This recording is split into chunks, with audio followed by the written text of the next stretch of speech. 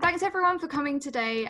This is really exciting. It's our second masterclass of the term, and we are honoured to welcome Lord Heseltine to that. Interviewing him today will be Josh Reid, one of our interviews editors, and Oliver Shaw, who is our senior current affairs editor.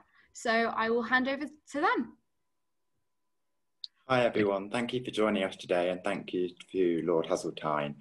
This is our second event of Michaelmas term. We've been running these Zoom events since last Hillary, but due to the pandemic, we moved on to Zoom to bring you interviews and workshops from leading figures in journalism, the media industry and society at large. We've hosted journalists like Alan Rusbridger, Edgy Basaran and John Simpson, to name just a few, and we've had a number of super exciting figures come this term, including the head of the BBC World Service and the Pulitzer Prize winning senior opinions editor at the Washington Post for their coverage of the state-sponsored assassination of Jamal Khashoggi. We take a lot of pride in our efforts to develop journalistic skills in our team of wonderful and promising writers and editorial staff who are largely new to journalism. The paper was founded on an ethos of access to a sphere that often feels impenetrable and dominated by certain demographics. So that's where these masterclasses come in. And we hope they provide inspiration to writers and a way of learning from journalists and other public figures. And if you want to get involved with the paper in writing, please do join the relevant Facebook group. Our guest today is Lord Michael Heseltine. Lord Heseltine is a British Conservative politician, businessman and publisher.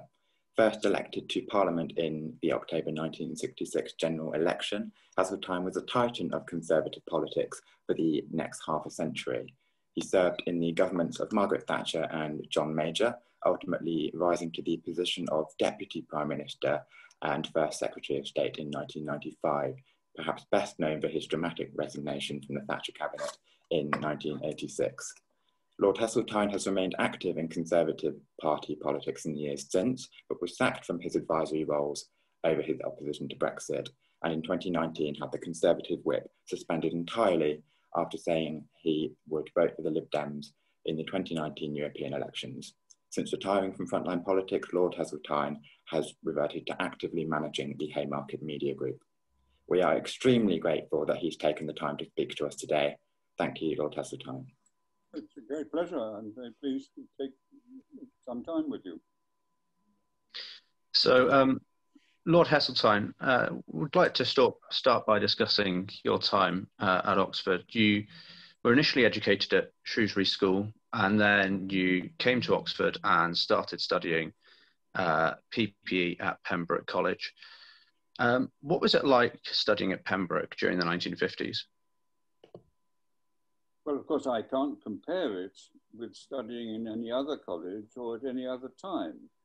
To me, the privilege of being an undergraduate at Oxford was huge. And I think one important point is that I was much more involved in the Oxford Union than I was as a member of Pembroke College.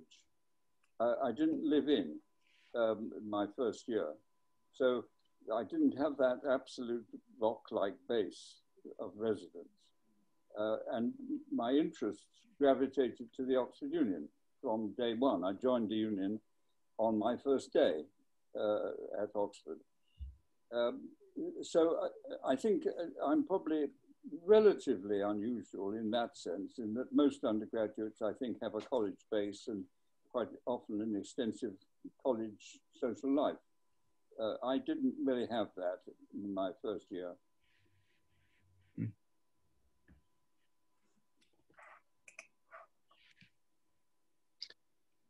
So, as you've already mentioned at the university, you joined the union very early and you rose through to become president in the Michaelmas term of 1954. How did your union experience set you up for a life of public speaking? I think that it was obviously of huge significance, but as was my involvement with the Conservative Party at that time, because on the same day that I joined the Oxford Union, I joined the University Conservative Association and indeed the City of Oxford Conservative Association. So the political sort of evolution was obviously well underway. I must have gone to Oxford intending to do both those three things at once. I trained within the Conservative Party to learn about public speaking, and I began making speeches on party political platforms, as well as my experiences in the Oxford Union. So the two marched together, really. And they were undoubtedly, outside the actual curriculum itself, they were the dominant theme of my Oxford career. Although I have to say, towards the end, when I was treasurer of the union, there was a building in the grounds of the union, which is still there, which I sublet to a friend called Clive Lavovich, who owned the Charwell, which I'm not sure whether Charwell still exists, but it certainly was, with ISIS was the magazine, Charwell was the newspaper, and Clive invited me to become involved with Charwell. So I had the first flavour of my publishing career whilst as an undergraduate. Mm. Whilst you were at the at the union, did you interview anyone who particularly stood out to you? Oh, so many. I'd have to look back to remember. I do remember Ian MacLeod, for example, because he had an interesting impact on my career in this sense that I was sitting next to him at dinner, and he asked about my ambitions, and as you might expect of someone of that age, I poo-pooed the idea that I was ever going to rise to any serious level in national politics. But he pushed me, and eventually asked which cabinet job I would like.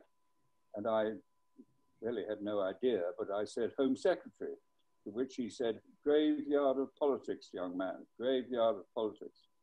I never forgot those words, because when John Major in 1990 asked me to join his government, he offered me the job of Home Secretary. And I said no, because I know that it's a very, very difficult job, because it's sod's law, really. You simply do not know when some prisoner is going to break out of a prison or some other crime is going to be committed. And in the end, people turn the focus on you. Why did you let it happen? Why didn't you capture them back? Why didn't you stop it? All these sort of questions. And you're completely interwoven again with lawyers. And I wasn't a lawyer and wasn't going to be a lawyer. So anyway, I remembered Ian MacLeod's words very clearly. I also remember, of course, at that time, the left wing of the Labour Party was peopled by politicians associated with an hour in Bevan. They were known as the Bevanites. And some of the speeches they made, particularly I remember Dick Crossman, who of course you will know, famous for diaries, an incredible speaker. Jeremy Thorpe, amazing speaker.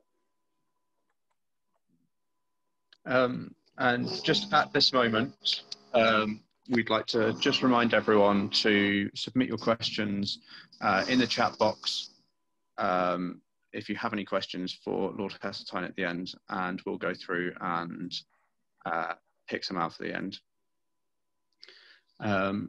So I'd like to move on to talk about Haymarket and your founding of that.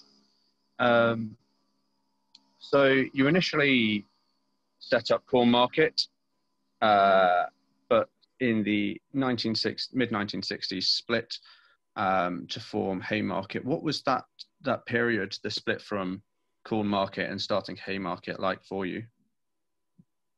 Well, you've got the story just a little muddled, if I may explain that. I mentioned my friend Clive Labovich, who owned Charwell. When I went down, I was offered a job at £7 a week as an article clerk to a large firm of city accountants. Now, that was half what my peer group of graduates were getting at that time.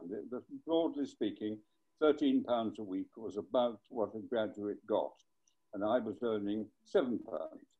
But I wasn't in too much anxiety about this, because my grandparents had created a nest egg for me over many years, which at that time amounted to £1,000. And so I worked out that if I took my £1,000 and my 3 years articles, that was something like £300 a year, something like £6 a week. Add it to my £7 earnings, and I had broadly the same income as my peer group of graduates. And then something said to me, "You're mad. If you spend your £1,000 over the 3 years, you won't have the £1,000. And so I found another friend from Oxford who also had £1,000. And we bought a boarding house in Notting Hill Gate, which had 11 rooms. We lived in 2 and sublet the other 9 for £3 a week, which gave us, between the two of us, £27, which of course made us relatively well off in the circumstances. Anyway, we sold the boarding house and bought a hotel. And I was at the reception desk of the hotel when the phone went, and Clive said, "Michael, I've just bought a business. I'd like your opinion." And so I got in a taxi, and he had bought a book which sold to new undergraduates on arrival for 2 and 6pence, an eighth of a pound. And it was all about what to do in your non-academic activities, where all the pubs, the clubs, the theatres, whatever you could want to know about leisure activity. But tucked into the back of it, there was a 40-page leaflet called Directory of Opportunities for Graduates.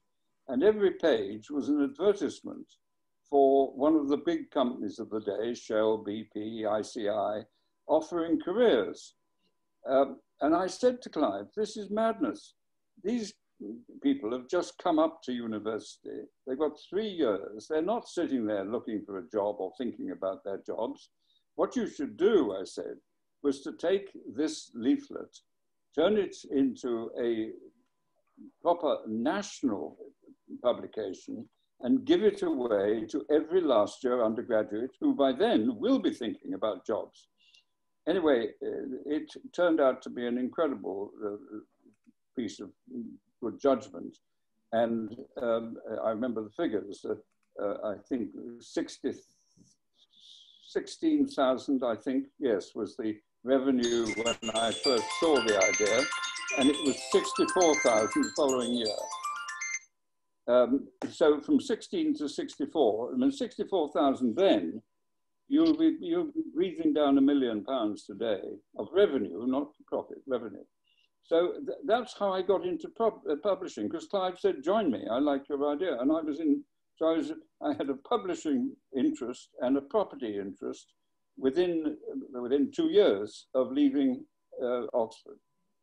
Now, the publishing interest, which was then Cornmarket, you're very familiar with the name, we launched a magazine called Town Magazine in 1961, I think it was.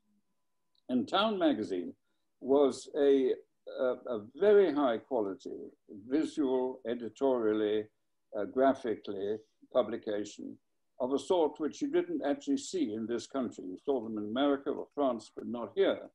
And it was basically the equivalent today of GQ or Esquire. Men with a significant emphasis on male fashion, which then was in its infancy. It's not like it is today. Anyway, this publication, was of significant impact in many ways because it was way ahead of its time. And the printers came to us and said, look, we think you're clever boys, you've got no money. If we have a share in your business, then we'll provide you the money to expand and you can provide projects which we print. Whilst the deal was being done, the printers, Kelleher, Hudson and Cairns, were taken over by a company called Hazel, Watson and Viney. And so the guy in charge of Hazel's at the time said, okay, your corn market, we're Hazel, Watson and Viney, let's call it Haymarket. And that led to the situation where they had 40% of our business and we had 60%. That's how it all happened. And moving forward, just beyond your sort of business and property career, you went into politics, becoming elected in 1966 as a Conservative Member of Parliament for Tavistock in Devon. You began your front bench career under Edward Heath in 1967, who was then the Conservative leader. The Conservative then went on to win the election of June 1970, but fell with the election of February 1974. After 4 years in government, how did you cope with that defeat? Well, what was the problem? I just went back to Haymarket, and I was therefore able to pursue my commercial career in tandem with my political career. I have to say it was extremely hard work and the pressures were intense, but there was no question of coping. That was not in no way the right word to describe my period of 1974 to 79. I was in the shadow cabinet and in a job that I enjoyed doing. And Haymarket was a very exciting place to be then, as it is today. Yeah. And in that period, 1974-79, was a period of great political change. And against the odds, Margaret Thatcher was elected Conservative leader in February 1975. Across that period, did your existing opinion of Thatcher change ahead of the 1979 general election? No, I don't think so. No, I don't think my opinion of Margaret has changed since I first worked for her, which would have been in, let's go back, it would have been in about 1970, no, it's so long ago. It would have been in the late period of opposition before 1970. Yeah, that's when it was.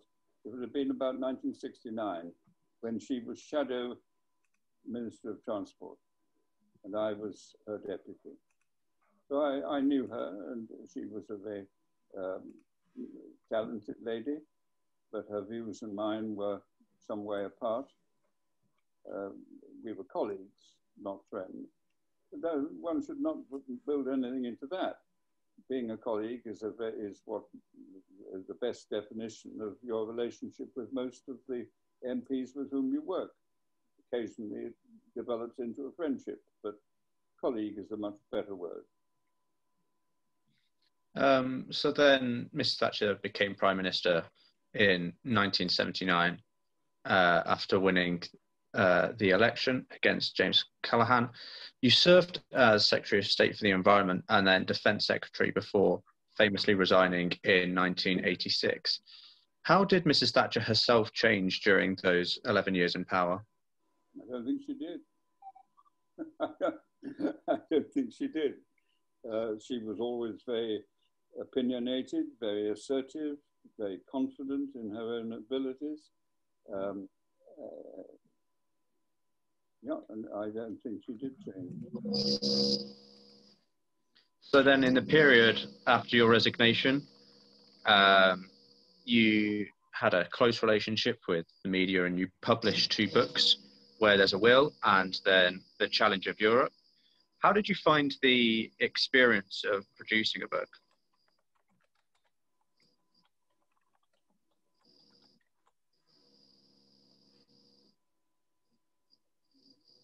Yes, looking back, I'm trying to think what I was very busy at the time. I think that one has got to try and, yeah, I put it in this context. I left Mrs. Thatcher's government in 1986, and I was very determined not to give up frontline politics. I was very sure in my mind that one day I would come back into the government. Indeed, I believed whoever led the Conservative Party after Mrs. Thatcher would bring me back. As it turned out, that was the right judgment. So whilst I was deeply involved in Haymarkets at that time, I also wanted to have views which people would understand, say the sort of things I wanted to say, put the record straight where I've been involved in controversial or exciting developments. And the books were designed with that purpose. You can, those of you who are of a slightly cynical mind, could ask me whether the title, Where There's a Will, was meant to be the prelude to another book called There's a Way. And I would smile and not answer your question. And just going back a second to 1986 and the resignation, I was hoping to ask about the kind of thought process that led up to that decision. It's obviously a well-documented moment in the history of the Thatcher government. Was that a decision that you made by yourself, and was it a difficult decision? It was the only decision compatible with any sense of integrity about the job that I did and the sort of person I think I am. It is often described as a storm in a teacup over a West Country helicopter company. Of course, it was all against the background of the Western helicopter company, but that was not the real issue. The real issue, with a strong European background to it, was my position as a cabinet minister. Basically, Mrs. Thatcher, well, basically, the Westland Helicopter Company was in trouble. And a solution had to be found. The Americans wanted to buy it because they wanted to use it as a vehicle to sell the Black Hawk helicopter to the British Ministry of Defense. I was Secretary of State for Defense, and I knew that the ministry did not want to buy the Black Hawk helicopter, and were not going to do it. And the Secretary of State responsible for industry was involved in agreeing with me that I would try to find a European solution to buying Western. I'd already just done a deal to create the Eurofighter involving the 3 other European countries, Spain, Italy, and Germany. So I knew all the defense secretaries who had a role to play in this in the European sense. And a consortium was put together under the leadership of British Aerospace and GEC, 2 big British companies, but with 3 other European countries, to make a bid for Western. Well, that was fine. Mrs. Thatcher was against that. And there were 2 meetings of ministers. One, what is known as a small group of ministers, the ones most immediately involved, where Margaret made her views clear, but actually the majority was against her.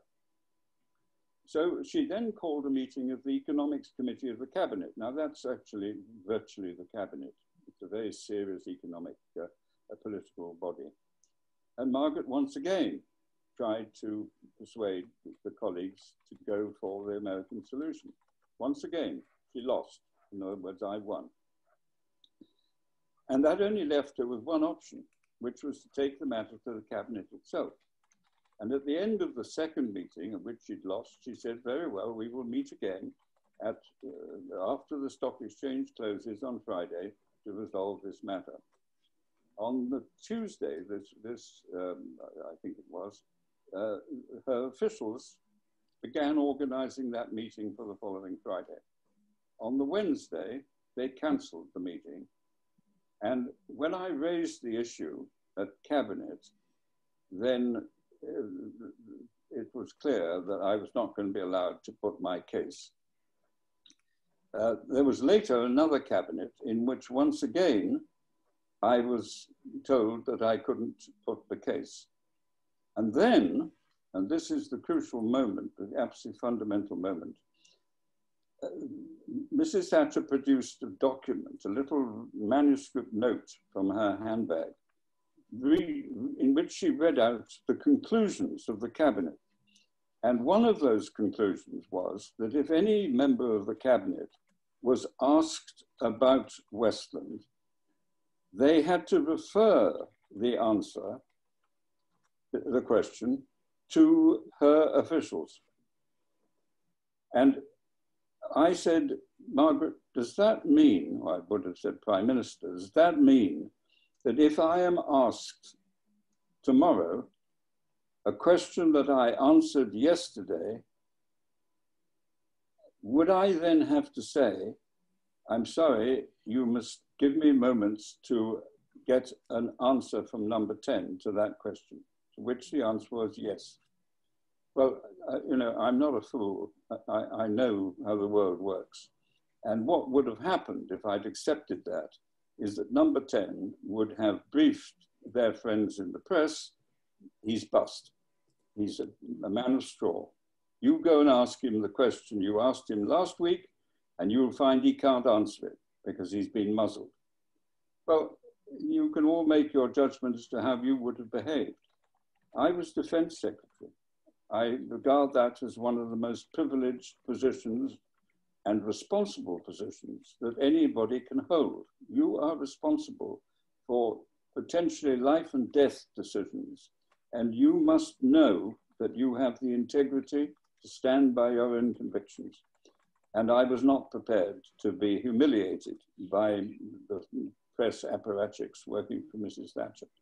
And so I left the cabinet, and I did with huge regret, but I have never from this minute onwards doubted it was the only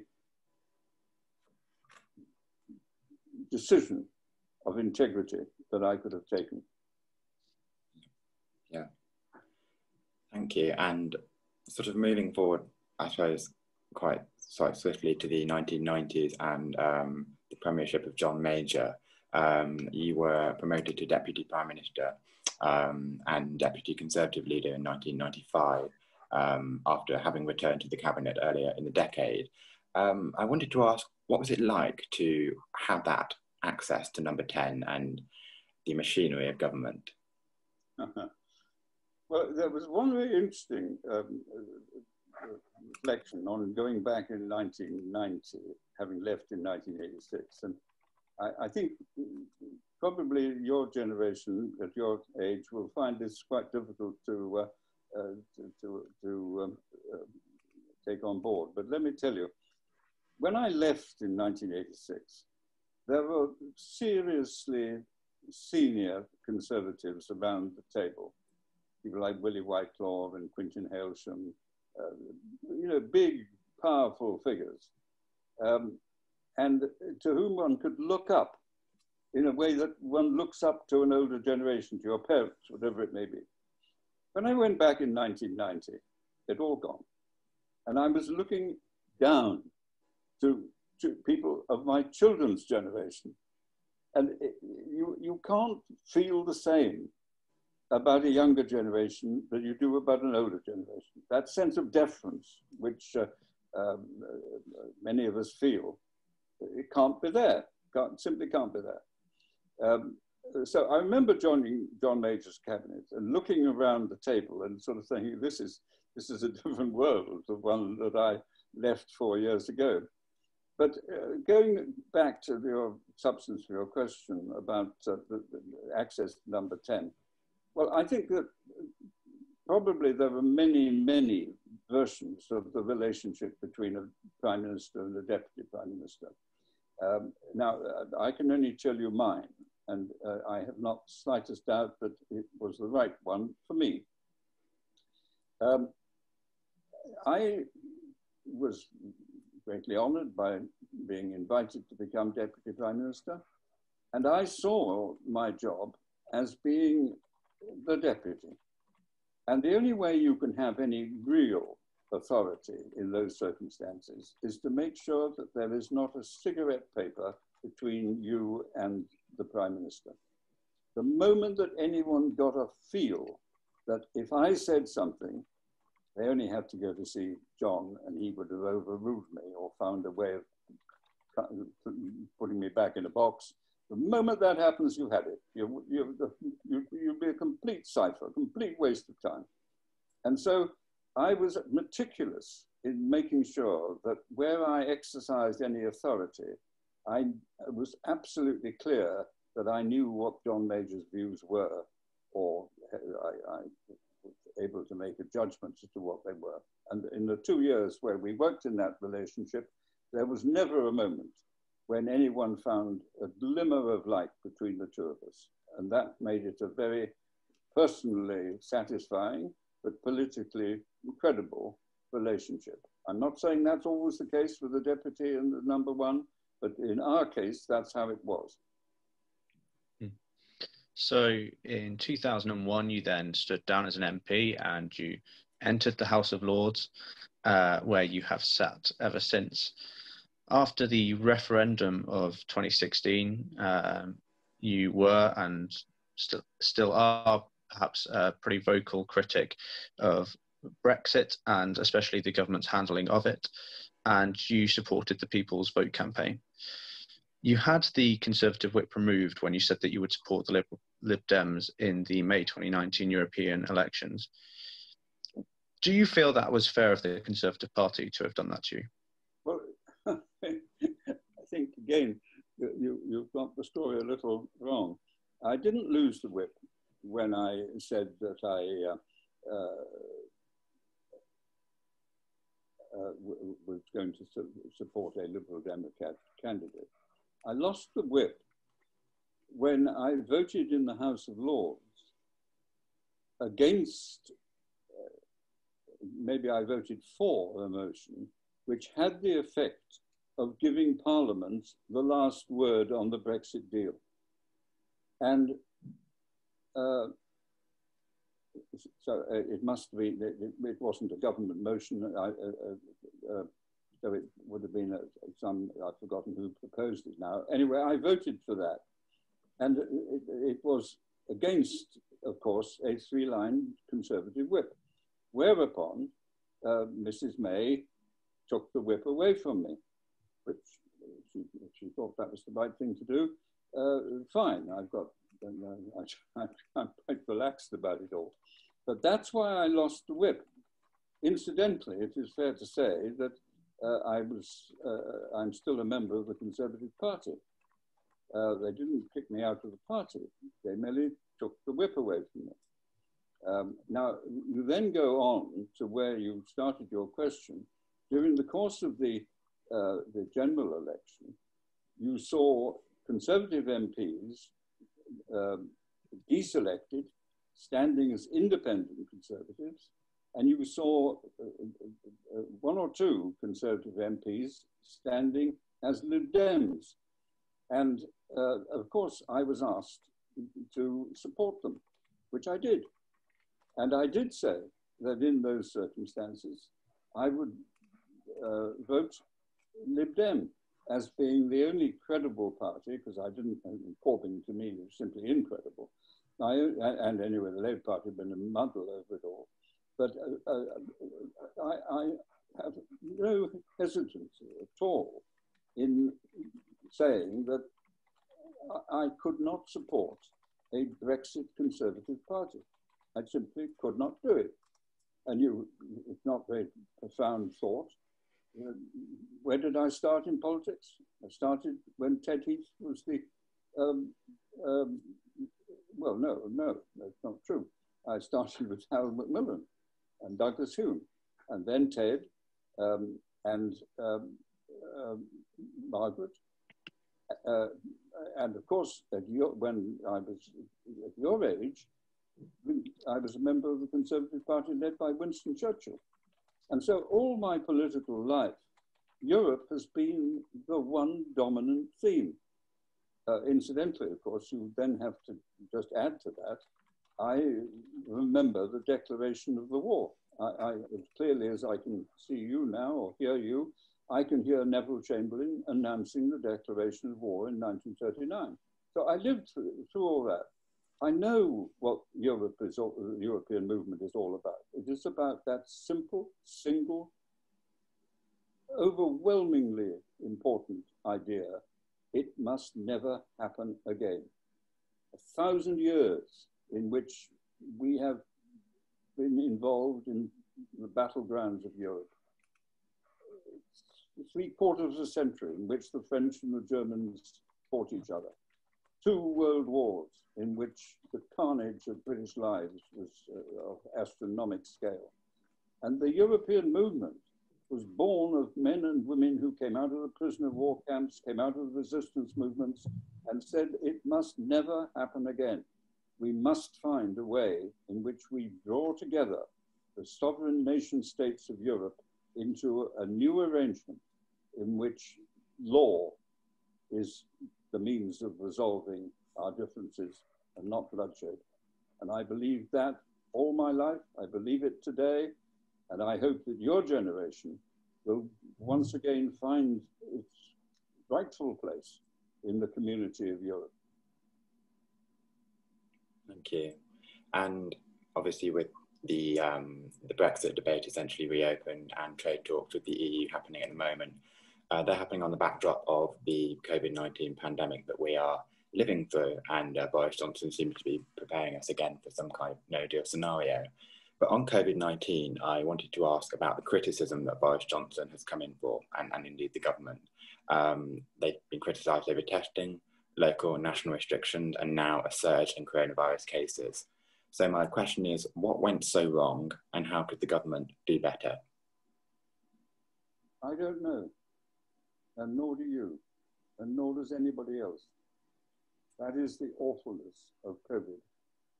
And so when you ask me that question, I say to myself, well, what scientific knowledge or medical knowledge do I have?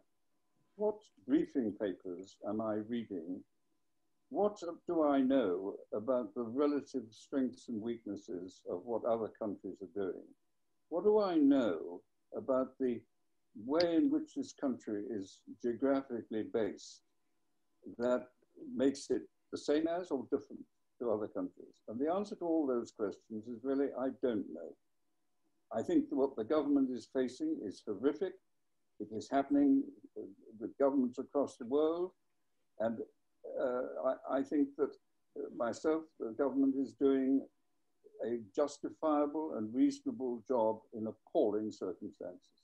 And I'm not prepared to, be one of those on the touchline trying to make easy points without any sense of responsibility for what is going on. So the government gets my support in that context. It's very different from my answer about the European issue. Mm. And the Labour Party in April had a change of leadership, and in the few months since then, Keir Starmer and Labour have rapidly caught up with the Conservatives in the polls. Should the Conservatives be worried about this? Well, they must be worried. Of course they'll be worried. But I don't think one wants to get the thing out of context. Every government that I've ever known is unpopular within a relatively short period of time. Indeed, there is a powerful piece of advice which says, do the things you've got to do in the first couple of years and then build recovery. One of my anxieties about this government is that partially because of COVID, they're not making any of the crucial decisions that I think need to be made about domestic policy. And that is a serious political criticism. It depends how much credit you're prepared to give them for the trauma of COVID. Okay, thank you, Lord Heseltine. That was very interesting. We've got a few questions from people watching now. So if Matthew would like to turn his camera and mic on and ask your question. Hello. It would appear at present that you're primarily known for two things: your rather nuanced relationship with Baroness Thatcher, but also your current opposition to the notion of a hard Brexit. Of the two, which would you rather be remembered for long term, and of course why? Oh, well, I'll be remembered for my trees. You know, if you look back 100 years, how many politicians are remembered? So I have a, but the arboretum that I've been creating here with my wife for the last 40 years, they will remember that. And some will say, who did this? That's why I'll be remembered.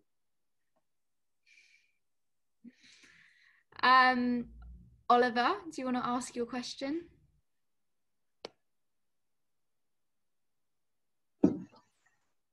Yes, thank you. Michael, I wanted to ask how senior Conservatives reacted in the mid-90s when Blairs Labour was transforming, and did you feel this was a really credible threat immediately, or did it come on a bit more slowly? No, I think that Tony Blair was a very impressive leader of the Labour Party. We'd been in power a heck of a long time, you know. I mean, we were elected in 79, and there we still were there in 97. That is one heck of a long period of government. Now, we were helped by the Labour Party when they elected Michael Foot I remember the 1983 election. And Michael Foot was a sort of an anticipation of Jeremy Corbyn. I mean, he simply was not in keeping with the mood of what this country was about. And so that and the defence issue were very important in the 83 election. Tony Blair, I can't say you remember, but you wouldn't, but what he did basically was to build on the strengths of the Conservative economic achievements.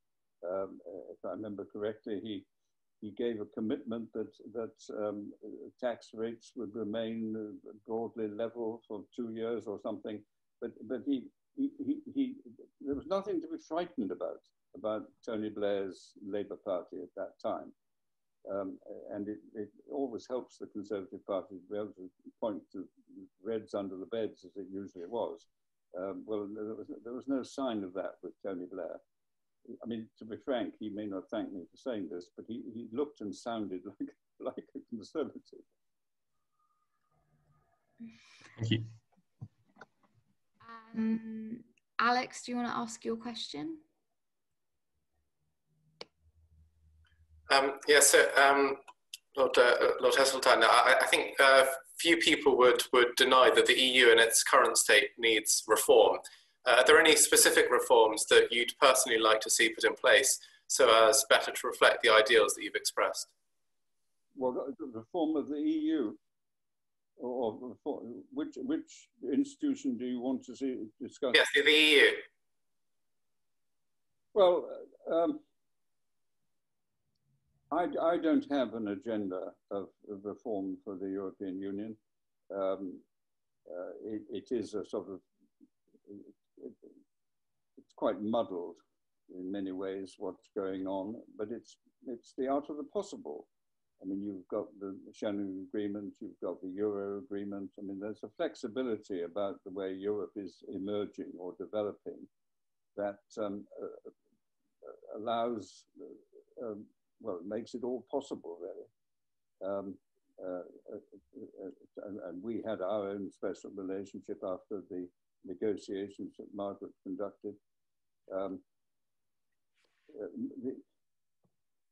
there are so many things that I would personally think are more important in terms of reforming, in terms of reform, than the European Union. The real reforms for me is how we govern this country. And I'm very critical of the over-centralization of power in London. And the, well, to me, the quite unacceptable situation where you've now got different devolved authorities in Scotland, Wales and Northern Ireland, and yet you've got a very limited amount of power in the great conurbations of England, some of which are bigger than the devolved authorities.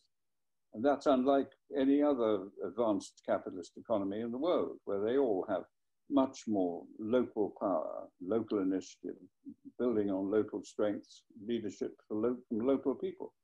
And that to me is a reform which I've been involved in working for since my first appearance in Parliament in the 1960s. It's quite extraordinary. I mean, if you think about well, when I was first involved in 1966, there were 1,300 local authorities in this country, 1,300. And that basically reflected the most simple idea that when these authorities were created, the only way you could get anywhere was either by walk or by horseback. And so you needed authorities that were very close. And then in the 1960s, the then Labour government set up an inquiry under a man called Redcliffe Maud to look at what would make sense, how you run this country effectively. And he reckoned we needed 60 authorities. Well, today we've got about 350. As I say, when I was first involved, it was 1,400. So you can say it's progress, but it's much, much too slow. And there are far too many local authorities in different tiers. I mean, if you for example, even where we've made significant progress with the metropolitan mayors, which I was involved in doing as helping the government, if they want to make a serious change in local strategy, they've got to pick up a phone to about 8 or 9 different government departments. There's no sense of coordination. And so, as I say, there's nothing like it in the rest of the world. It's just simply bumbling.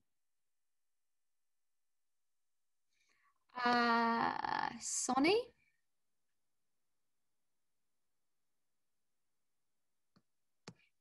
Yes. Pleasure to meet you, Mr. Heseltine, Lord Heseltine, rather. You said the Home Office was a graveyard, which I was quite surprised by. What cabinet position would you recommend to someone who's interested in going into office? Sorry, I didn't pick that. What cabinet position would you recommend to someone interested in government? Which cabinet position? Was that the question?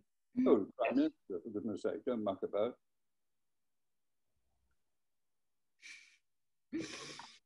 And Maddie, do you want to ask your question? Hi, yes, thank you.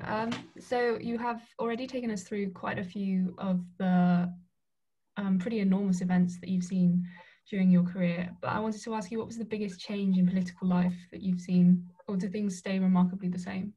I'm so sorry, my wife came in and asked a question. I didn't hear you. My mum does that sometimes.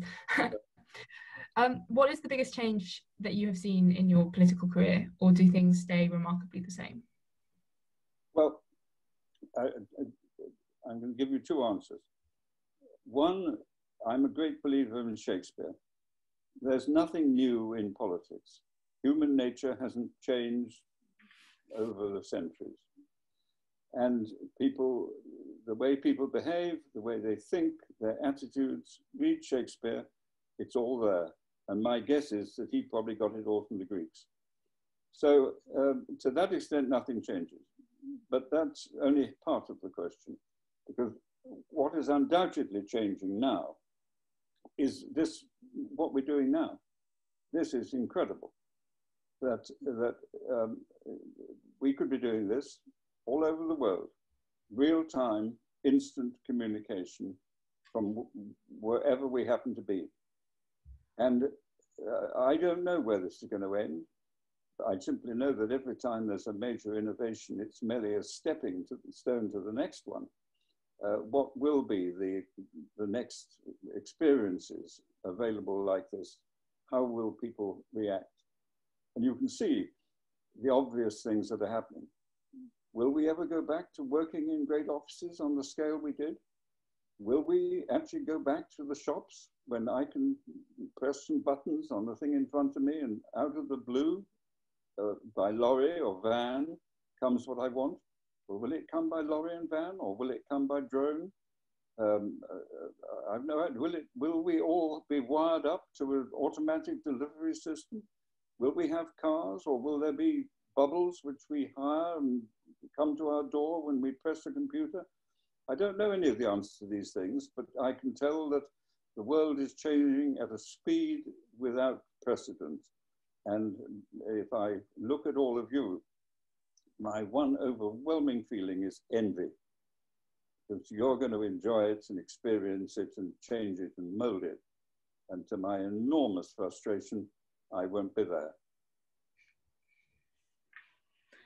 That feels like an apt place to stop. Thank you so much, Lord Heseltine, for joining us and taking some time out to have a chat with us. And thank you to Ollie and Josh as well for preparing all those wonderful questions, and to you guys who wrote those last final questions.